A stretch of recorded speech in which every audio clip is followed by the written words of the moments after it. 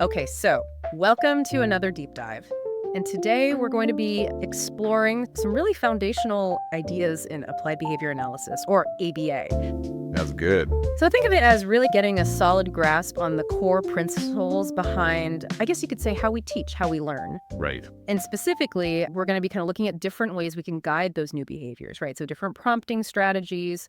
And we've got some really interesting material to work with. We have some excerpts from a chapter that really digs into prompting and instructional techniques. Yeah. And really our goal here is to cut through any potential complexity that surrounds these topics and really try and pull out some practical insights that anyone listening can use to really understand behavior change and how we get that behavior change. Exactly. We want to make these core concepts in ABA not only understandable, but also really relevant to everyday life. And so what we're going to be focusing on today is clarifying some of the key terms related to teaching and prompting, discuss why they matter, and then really give you some concrete examples so you can actually see those principles in action. Perfect. I love it. All right. So let's jump right in. We're starting with something incredibly basic, something we all do every day, and that is telling people what to do, giving instructions. Yep. So in ABA terms, what does that actually mean as a prompting procedure? What does that look like? Yeah, absolutely. So in ABA, when we talk about telling or giving instructions, we're essentially referring to a verbal prompt or direction intended to kickstart a specific behavior. A classic example of this is something as simple as saying, please sit down. And the crucial thing to recognize here is that these instructions are really an artificial way to get a behavior going. The ultimate aim is for that behavior to occur naturally without needing that initial verbal cue. That makes perfect sense. It's giving somebody directions to a place they've never been before. Initially, they need those directions. They need that guidance. Eventually, they're going to know the way on their own. Exactly. But this idea of being told what to do leads us to a really interesting distinction in ABA, and that's rule-governed versus contingency-shaped behavior. Can you unpack that for us? Sure, yeah. So rule-governed behavior is essentially when our actions are controlled by rules or verbal statements. Okay. So essentially it's what someone tells us or even what we tell ourselves. So if you imagine someone saying to themselves, if I study for an hour, I'll take a break. And then they study for an hour and they take a break. That break-taking behavior is what we call rule-governed behavior. Okay. They're following a rule that they've set, essentially. So it's all about following that stated or understood rule. Exactly, yeah. So now how does that differ from contingency-shaped behavior? Yeah, that's a great question. So contingency-shaped behavior, on the other hand, is learned through direct experience with the consequences of our actions. Okay. And those are the reinforcements or punishments that we encounter firsthand. Gotcha. Think back to that classic example of a child touching a hot stove. The immediate pain teaches them to avoid touching hot stoves in the future. That avoidance is contingency-shaped because it was a direct result of their experience and not because someone explicitly told them not to. So it's the consequence shaping the behavior. Exactly. Rather than a rule. That's right. And what's really fascinating is that many of the skills that we initially learn with these artificial supports like instructions, they gradually become more contingency-shaped as we experience the natural consequences of performing them. That's a really good point. So we kind of start with being told, and then our own experiences start to shape that behavior over time. Exactly. So moving on, we have instructional demand. What exactly constitutes an instructional demand? Yeah, so an instructional demand is simply a clear and direct request or expectation for a specific behavior. Okay. It's essentially how we present that instruction or task. Gotcha. So if you say to someone, please put your shoes away, that's an instructional demand. It clearly communicates what behavior is expected of them. Right. And it's a clarity in how directly it's stated that are key there. Okay, so that seems straightforward enough. Let's talk about free operants.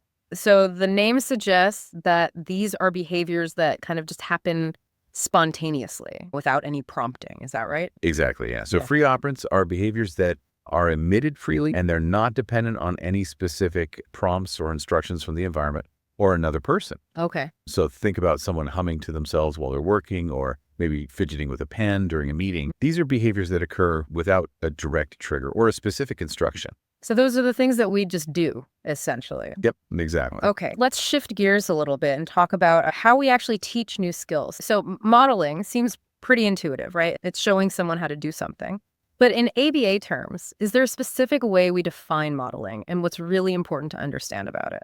Yeah, so in ABA, modeling is exactly as you described. It's demonstrating a behavior with the intention that someone will then imitate it. Okay. And the critical distinction here is between the act of modeling and then the act of imitation. So modeling is the teacher showing the behavior, Okay. whereas imitation is the learner copying that behavior. So one precedes the other. Exactly. Yep. One Right. comes before the other. So modeling is the presentation and imitation is the response. That's right. Gotcha. That makes sense. What about generalized imitation? So that sounds like a pretty significant step beyond just copying what's shown, right? It is, yeah. So generalized imitation occurs when someone starts to imitate novel behaviors. So those are behaviors they haven't seen before. Okay. And they start to do that across different situations and with different people, Okay. even if they haven't received specific reinforcement for imitating each of those new actions. Wow. So essentially, they've learned this general rule of do what I see. Gotcha. And this is a really important developmental milestone for learners. That's a pretty powerful learning ability. Now, with all the technology we have at our fingertips these days, video modeling seems like a pretty logical extension of traditional modeling. So what are some of the advantages there? Yeah, absolutely. Video modeling involves using video recordings to demonstrate a target behavior. Okay. And this can be incredibly effective for several reasons. Okay. First, the learner can watch the demonstration as many times as they need. They can pause it, they can rewind it, and it can also be used across different settings. And it also allows for a consistent presentation of that modeled behavior. Yeah. Okay. Gotcha. So we have a couple of terms here that sound a bit more, I guess, specialized. We have in vivo contact desensitization and self-modeling. Can you give us a brief overview of what those entail? Sure, yeah. In vivo contact desensitization is a therapeutic technique that's often used to address fears or phobias. And essentially what it involves is gradually exposing someone to the feared stimulus in a real-life setting while they practice relaxation techniques. Okay, so that's more of a clinical application. Yeah, exactly. Yeah. Self-modeling, on the other hand, is a really interesting technique where we actually use video recordings of someone successfully performing a behavior as a prompt for them to then repeat that behavior. Okay. So it's almost like showing them a video of themselves doing something to encourage them, essentially. Okay. And it's important to kind of distinguish that from self-observation, which is simply observing your own behavior without that specific intention of using it as a prompt for future actions. Okay, so that idea of actually using your own success as a model, Exactly. that's pretty fascinating. Yeah. We also have coping models. What's the key difference there? Yeah. So coping models are essentially demonstrations of someone who initially struggles with a task, but eventually masters it. Okay. And so the emphasis here is on showing that learning process, Yeah. including the mistakes and the strategies they use to overcome them. And this can be really encouraging for learners because it normalizes that experience of difficulty and highlights that improvement through effort is possible. It sends the message, it's okay to struggle at first. Here's how you can work through it. That makes it feel much more relatable Exactly. and less intimidating. So behavioral skills training, or BST, seems to come up a lot in ABA. Is that essentially a framework that combines many of these techniques? Exactly, yeah. Behavioral skills training is a comprehensive method for teaching new skills. Okay. And typically it involves this combination of instruction, modeling, rehearsal, where the learner gets to practice the skill and then feedback on their performance. Gotcha. So it's a very effective and commonly used approach in ABA. And we can definitely do a whole deep dive on BST itself in a future episode. Yeah, I think that would be a good one. We're also seeing physical guidance mentioned. While the name is quite descriptive, I think, are there any specific considerations within ABA regarding its use? Yeah, you're right. The name is very descriptive. Yeah. Physical guidance involves physically assisting someone to perform a behavior. Okay. And the crucial consideration in ABA is this principle of fading. Okay. So we want to gradually reduce and eventually eliminate that physical assistance. Okay. So the person can perform the skill independently. We don't want them to become reliant on that physical prompt. Right. The goal is always self-sufficiency. Absolutely. The aim is for that individual to gain independence. Exactly. So finally, we have proprioceptive cues. That sounds like something related to our physical senses, right? It is, yeah. So proprioceptive cues are that internal sensory feedback that we receive about our body's position and movement in space. Okay. So it's that sense that allows you to touch your nose with your eyes closed, for example. Yeah. And while these cues are always present and they're always influencing our movements, in an ABA context, we might think about how to leverage or consider these internal sensations when teaching certain motor skills. Okay. That's interesting. I never really thought about it like that. So this has been a really comprehensive overview, I think, of these kind of foundational concepts. Let's really focus in on using that tell procedure, right? Giving instructions effectively. It seems so simple. But what are some key elements that we should keep in mind to really, I guess, maximize its impact? Yeah, you're right. While giving instructions might seem straightforward, there are definitely ways to make it more effective. Okay. And the first and maybe most important thing is you need to be sure that the learner actually understands the language that you're using. Do they have the vocabulary and the comprehension skills necessary to follow the instruction? Okay.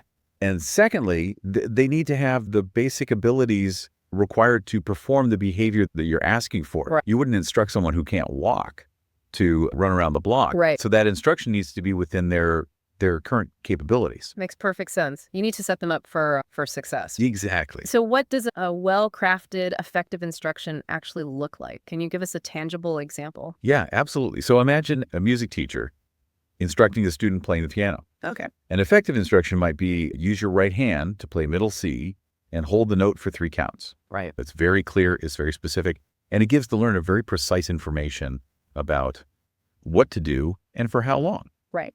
Now, on the other hand, a less effective instruction might be something vague. Play that part better. It doesn't really provide any specific guidance on what needs to change. So the level of detail really makes a difference. It does, yeah. Okay.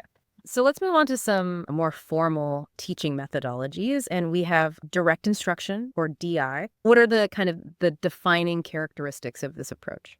Yeah, so direct instruction is a highly structured and systematic teaching method. Okay. And it's really characterized by these carefully designed and sequenced instructional materials, Okay. explicit and clear teaching, and then frequent opportunities for checking the learner's understanding.